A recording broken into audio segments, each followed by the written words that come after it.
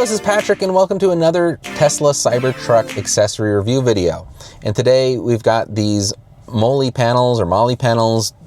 And please correct me in the comments below on how you're supposed to properly pronounce these things.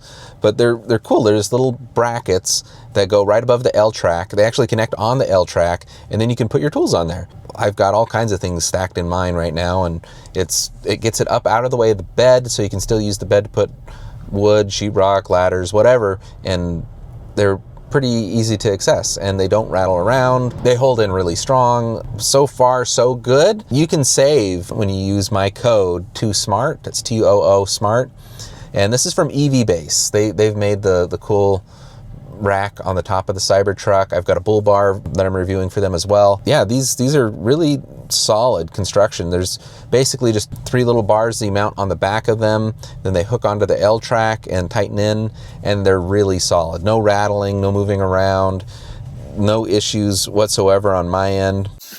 All right, so here's our pieces. We have the main panel. We have the 3 brackets we have to put on here. And these are our instructions. So we got to put these 3 pieces on the back right here. And then we mount them to the truck right here. My name is Rupert. Can you get us the tool out of there?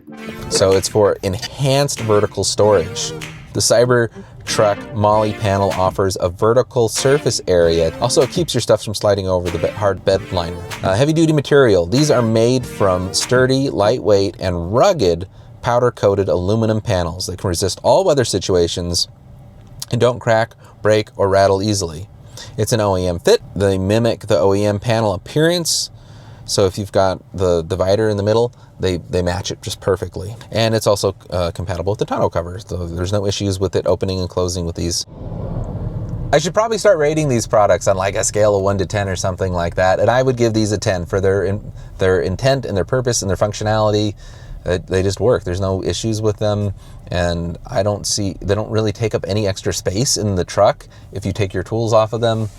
So there's no need to remove them, although they are very easy to remove. There's just 2 little screws that you would undo to take them off. Anyways, let me know if you have any questions about this product in the comments below, and I will be posting more videos soon. Thank you so much for watching, and we'll see you again soon.